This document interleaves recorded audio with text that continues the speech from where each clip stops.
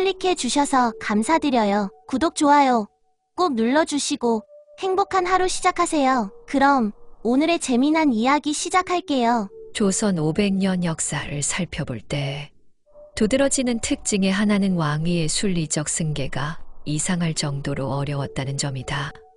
여기서 말하는 왕위의 순리적 승계란 장남 장손의 지위가 우대받는 혈통 논리의 원칙을 말한다. 왕이 죽으면 세자인 장남이 승계하고 그 장남이 이미 죽고 없으면 그 아들이 세손으로서 할아버지로부터 왕위를 물려받게 되는 것이다.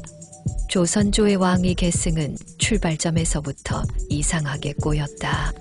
태조는 고려조를 무너뜨리고 스스로 왕조를 일으켰으니 논외로 치고 이대 정종은 형이 죽고 없는 덕분에 아버지로부터 왕위를 물려받기는 했으나 호랑이 같은 아우가 두려워 그 아우에게 얼른 왕권을 넘겨주었으며 그래서 보위에 오른 3대 태종은 위에 두 아들을 제치고 셋째 아들한테 4대 왕위를 물려주었다.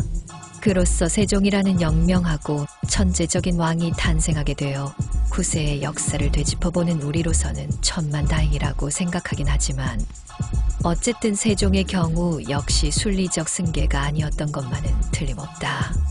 장자 장손 승계 원칙은 5대 문종과 6대 단종에 이르러 비로소 제대로 이루어지는 듯 했지만 누구나 아는 비극이듯 단종의 친삼촌인 수양대군이 어린 왕을 제거하고 왕위를 찬탈함으로써 승계 문제는 또 한 번의 심한 왜곡을 피할 수 없게 되었던 것이다. 그것으로 끝난 것도 아니었다. 그 세조를 뒤이은 예종, 성종도 혈통 논리의 원칙에서 벗어난 변칙적 절차에 의해 왕이 되었고 얼마 후에 발생한 두 번의 왕실 쿠데타는 순리적 승계와 완전히 동떨어진 결과를 가져왔으며 왕조 끝 무렵에 와서까지 철종, 고종, 순종 세 왕으로 비원칙의 대미를 장식하게 되었던 것이니 어찌 보면 이시 왕조의 한 비극적 단면인지도 모른다. 세조에게는 두 아들이 있었다. 그래서 당연히 장자가 왕세자로 책봉되었는데 불행히도 왕세자는 옥좌에 앉아보지도 못한 채 아버지보다 먼저 죽고 말았다. 그렇게 되면 왕세자의 장남이 왕세손에 책봉되어 할아버지의 뒤를 이어야 마땅하지만 세조는 맞손자 월산대군보다 작은 손자 자을산군이 더 자질이 뛰어나다 하여 예뻐하고 사랑했다. 그러나 왕이라고 하는 존엄한 자리는 아무리 왕이 절대적인 결정권을 쥐고 있다 하더라도 독단으로 이러고 저러고 할 수는 없는 법이어서 합리적 논의에 따라 왕위는 결국 세조의 둘째 아들한테 돌아가게 되었다. 그래서 보위에 오른 이가 8대 예종이다. 예종은 개인적으로나 국가적으로나 왕이 되지 말았어야 했다. 원래 몸이 약질인 그는 국상을 치르느라고 오랫동안 무리한 데다 변변히 먹지도 못한 바람에 건강을 크게 해쳐 몸져 눕고 만 것이다. 상중이고 뭐고 왕이 알아들어 놓은 것 이상으로 나라에 큰일이 있을 수 없었다. 온 대궐과 조정이 발칵 뒤집힌 것은 말할 필요도 없다.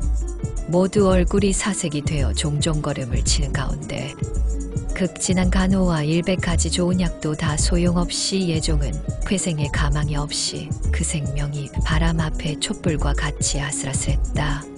왕의 죽음이 임박함에 따라 국가적으로 가장 큰 문제는 누가 그 뒤를 잇느냐 하는 것이었다. 슬하의 자식이라도 있으면 문제는 또 다르겠지만 예종은 일찍이 아들 하나를 보았으나 금방 죽고 말았다. 따라서 왕권의 향방은 현왕의 조카들인 월산대군과 자을산군 두 사람 중에 한 사람한테 돌아가지 않을 수 없는 조건이었다. 그것은 극히 델리킷하고 위험한 문제여서 대신들 중에 아무도 그것을 먼저 입 밖에 꺼내는 사람이 없었다. 잘못하다가는 나중에 어느 서슬에 목이 달아날지 모르는 일이기 때문이다. 그러나 왕의 목이 경각에 달린 것을 보고는 더 이상 머뭇거리고 있을 수가 없었다. 한명회, 신숙주, 정창손 등 대신들이 종종 걸음으로 잠이당에 불리어 들어갔다. 나이는 가장 젊지만 영의정으로서 신숙주가 대신들을 대표하여 병석의 왕 앞에 무릎걸음으로 나아가 엎드렸다. 전하, 신들이 대령하였습니다. 그러나 왕은 아무 대꾸가 없었다. 이미 의식이 오락가락하는 지경이었다. 전하, 신들에게 하실 말씀이 없으십니까? 무엇보다도 종사를 부탁할 분을 지정하여 주십시오. 그때였다.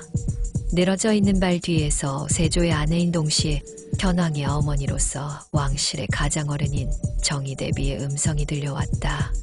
사직은 자을상군이 승계하도록 하라는 세조대왕의 분부가 이미 계셨고 장감께서도 아까 그 뜻으로 하명이 계셨으니까 그렇게들 아시고 준비를 하세요. 맞손자를 제치고 둘째 손자한테 왕위를 물려준다는 것이다. 누구의 지시라고 감히 토를 달 것인가. 만조백관들은 그저 예의 소리만 하고는 머리를 조아릴 뿐이고 방한 공기마저 딱 멈추어 질식할 듯한 분위기 속에서 사관은 붓소리도 가볍게 그 결정사항을 기록했다. 마침내 그날 저녁 예종은 왕위에 오른 지 겨우 1년 2개월이라는 짧은 영화와 20살이라는 아까운 나이로 생을 마감하고 말았다. 1469년 을충년 동짓달 29의 날이었다. 그 뒤를 이어 왕위에 오른 이가 명군 성종이니 그때의 나이 겨우 13살이었다. 그와 같은 왕위 승계 결정과 관련하여 가장 억울한 사람은 아우한테 밀린 꼴이 된 월산대군이지만 그에 못지않게 가슴을 친 사람은 그의 아내인 귀인박씨였다. 순리대로였다면 남편은 왕이 되어야 하고 자기는 왕비로서 부귀영화를 누려야 마땅한데 그 복을 남한테 가로채었으니 15살짜리 어린 여자의 소견으로 마음이 편하지 못한 것은 당연한 노릇이었다. 세상에 이런 법이 어디 있담. 박씨는 가슴에 멍이 들었지만 그렇다고 드러내놓고 불만을 나타낼 수도 없었다. 왕실의 안방 세력으로는 대왕 대비 정의왕후를 비롯하여 중전의 자리에 올라보지 못한 자기 시어머니, 방금 세상을 떠난 왕의 아내인 대비 장순왕후, 이제가 중전이 되어 새로운 세력을 형성하게 될 손아래 동서 등 여러 갈래가 있는 만큼 섣불리 자기 속을 드러내거나 입을 잘못 놀렸다가는 어떤 꼴을 당할지 모르는 일이었다.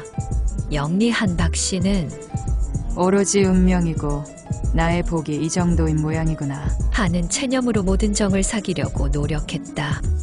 그런 측면에서 누구보다도 저신이 어려운 사람은 역시 월산대군이었다.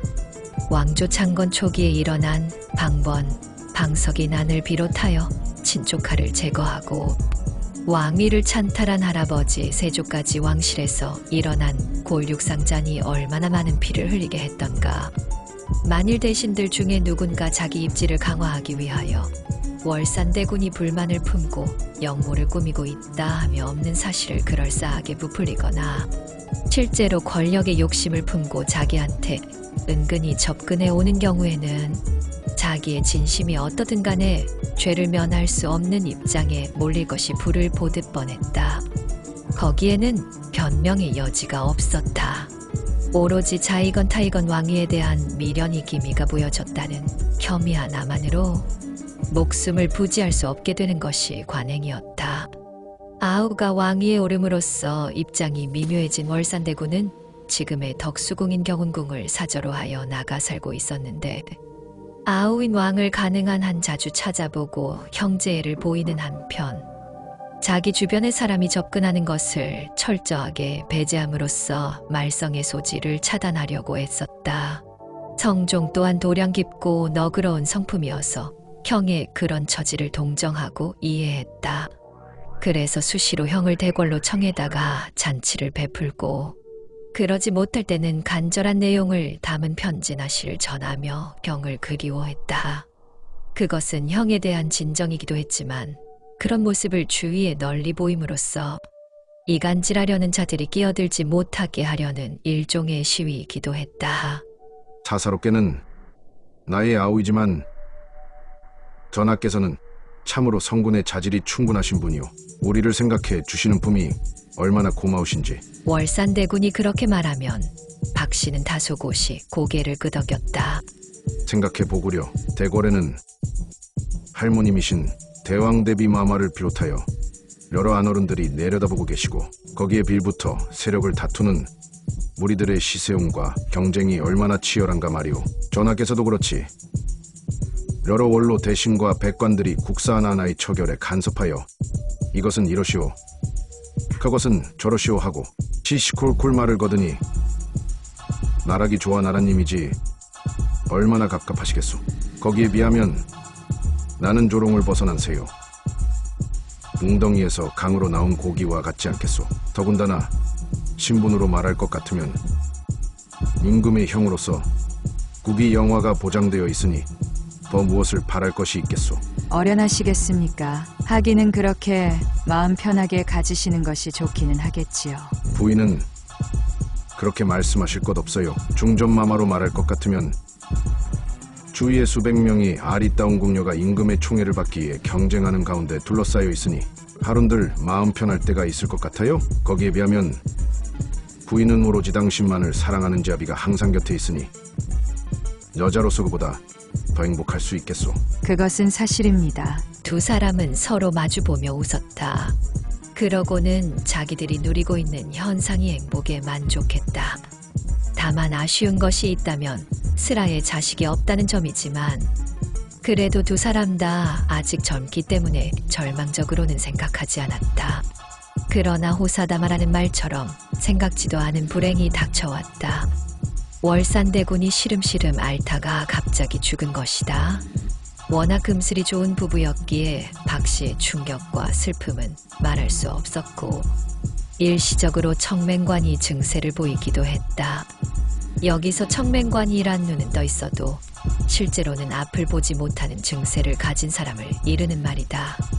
박씨는 종친으로서 몸가짐을 조심해야 하는 처지인데다 홀몸까지 되었으므로 대궐에 드나드는 일까지도 삼간 채 거의 집안에만 틀어박혀 있었다. 그러니 대궐과 자연히 사이가 멀어 서먹서먹한 관계가 되었다. 그러던 중에 성종이 세상을 떠났다. 1494년 갑인년 섣달, 왕이 나이 겨우 39살 때였다. 성종은 인간적 품성으로나 정치적 면에서는 상당히 훌륭한 왕이었지만 여색을 좋아하여 스캔들이 그치지 않았다. 금지옥엽으로 떠받들려 행동이 자유롭지 못한 왕으로서 주위에 널려있는 아리따운 여자의 한눈을 파는 것은 유일한 도락이라고 할 수 있을 뿐더러 당시 궁중의 관습으로서 왕의 색탐은 당연한 것으로 간주되었다. 그런데 왕비윤 씨는 질투심이 유난히 많은 여자였다. 왕이 자기 아닌 다른 여자를 가까이 하는 것을 참아내지 못했다. 여자로서 그런 질투심은 누구나 있겠지만 윤비의 경우는 정도가 아주 심한 편이어서 걸핏하면 부부싸움이 벌어졌다. 왕의 부부싸움은 평민의 경우와 같은 것으로 취급될 수는 없는 것이어서 그것이 결국에는 국모로서의 자질 시비로 발전했다. 윤비는 왕실 어른들과 조정월로 대신들의 미움을 받아 중전의 자리에서 쫓겨났고 그래도 반성의 기미가 없다는 이유로 사약을 받고 원망에 찬 생애를 마감하고 말았다. 성종은 그 사이에 다시 새 왕비를 맞아들였고 윤비 문제는 당시로서는 일과성바람으로 겨우 가라앉은 셈이었다. 그러나 세자가 19살의 나이로 부왕의 뒤를 이어 옥좌에 오른 시점에 가서는 문제가 달라지지 않을 수 없었다. 신왕 연산군은 일찍이 세자에 책봉되어 왕도의 교육을 받고 순리적 절차에 따라 왕위에 올랐는데 어려서는 친어머니의 비극적 상황에 대해서 잘 알지 못했다. 그러다가 왕위에 오른 뒤에는 출세욕과 정권욕에 사로잡힌 간신배의 충동질과 외할머니의 원념어린 호소에 의해 친어머니의 비극적인 상황을 알게 된 것이다. 적어도 나는 이 나라의 군왕인데 내 어머니가 죄인으로 몰려 억울하게 돌아가시다니. 연산군은 눈이 뒤집히고 말았다. 당장 그것을 문제 삼아 지난날 자기 어머니의 죽음과 관련하여 손톱만큼이라도 책임을 물을 만한 대상이면 가차없이 처단해버렸다. 이른바 수십 명의 목숨을 앗아간 무오사와 리다. 그러나 그렇게 하고 나서도 연산군의 마음은 후련해지지 못했다. 어머니의 죽음에 대하여 가장 큰 책임을 물어야 할 대상은 바로 자기 아버지이기 때문이었다. 말하자면 아버지가 원수인 셈이니 자기를 태어나게 하고 잘 길러서 왕위를 물려준 아버지를 어떻게 원수로 돌릴 수 있단 말인가. 이미 어머니의 원수 갚음을 한 것만으로도 아버지에 대해서는 돌이킬 수 없는 불효를 저지른 셈이었다. 연산군은 심한 정신적 갈등에 빠지고 말았다. 번민에서 헤어나기 위해 만취 상태가 되도록 술을 마시고 여색에 탐닉했다. 그런 상황이 반복되다 보니 점점 정신 파탄 상태가 되어 결국에는 돌이킬 수 없는 황음무도한 폭군의 길을 걷게 되었다. 월산대군의 아내 박씨는 밖에서 벌어지는 그와 같은 엄청난 사건에 대해서는 초연한 태도를 보이며 오로지 집안에 틀어박혀 있었다. 죽은 남편의 명복을 빌며 여승처럼 조용히 살다가 조용히 생을 마감할 작정이었다. 그러나 하늘은 그런 소박한 희망을 외면한 채 그녀에게 보다 기구한 운명의 카드를 던졌던 것이다. 어느 날 박씨가 거처하는 경운궁이 갑자기 술렁거렸다.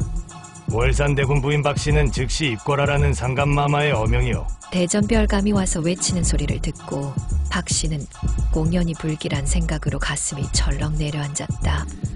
오랫동안 대궐과 담을 쌓다시피 하고 죽은 듯 살아온 나를 새삼스럽게 왜 부르실까? 더군다나 전하께서 나를 기억하실 리가 없는데. 그러나 어찌되었든 간에 왕이 부른다는데 나아가지 않고 백일도리는 없었다.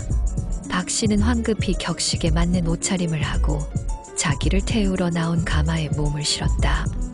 입궐한 박씨는 잠이당에서 연산군을 만났다. 지아비를 여인 죄인으로 죽은 듯 목숨을 보전하고 있는 중에 입궐 하명을 받고 보니 놀랍고 황망합니다. 전하께서는 옥체 만강하십니까? 박씨는 공손히 절을 올리며 속으로 입술을 깨물었다. 주객이 전도되었다는 느낌, 오랜 세월이 흘렀음에도 불구하고 가슴 밑바닥에 남아있던 감정의 비늘이 슬며시 일어섰던 것이다. 연산군은 너털거리며 반갑게 맞았다. 낮술을 마셨는지 왕의 얼굴은 불그레했고 눈이 풀려 있었다. 너무 그렇게 격식 차릴 필요 없어요. 사사롭게는 과인한테 큰어머니신데 그것은 그렇고 이제 보니 우리 큰어머니 대단한 미인이군요. 황공스러운 말씀입니다. 박씨는 원래 양가의 아리따운 교수로 자라나서 결혼과 동시에 고귀한 신분이 되었을 뿐 아니라 출산의 경험도 없었기 때문에 그때 나이가 40살이 넘었으나 30대 초반으로 보일 만큼 본래의 아름다움을 간직하고 있었다. 아무리 그렇더라도 큰어머니를 보고 그런 소리를 하는 것은 더구나 왕의 신분으로서는 막말이 아닐 수 없었다. 박씨가 불쾌감을 꾹 참고 왕이 자기를 부른 이유를 들어보니 뜻밖에도 원자아기의 양육을 맡아달라는 것이었다. 당시만 해도 사람의 평균 수명이 40년을 밑돌았을 뿐 아니라 유아 사망률이 대단히 높았고 그 점에서는 왕실이라고 해서 일반 백성들의 사회보다 별로 나을 것이 없었다. 그래서 연산군은 자기 뒤를 이을 아들이 태어나자 무사히 자라나기를 갈망하는 한편 왕가의 법도에 걸맞는 조기 교육을 시키고 싶은 욕심이 일어났던 것이다. 폐륜적 폭군이기는 해도 자식 사랑에서는 여느 어버이와 다를 바가 없었던 모양이다. 물론 대궐에는 왕자의 양육을 맡길 만한 사람이 없지 않았으나 자기가 낳은 자식처럼 알뜰하게 잘 기르면서도 왕자다운 소양을 주입시켜줄 수 있는 구아한 품성의 양육인 자격을 갖춘 사람은 찾기 어려웠다. 그래서 여러 가지를 알아본 끝에 월산대군 부인인 귀인 박씨가 혈연 관계로나 인품으로나 최적격자라고 판정하게 되었던 것이다. 거절할 수 있는 처지도 아니긴 했지만 박씨는 그 직책을 흔쾌히 받아들였다.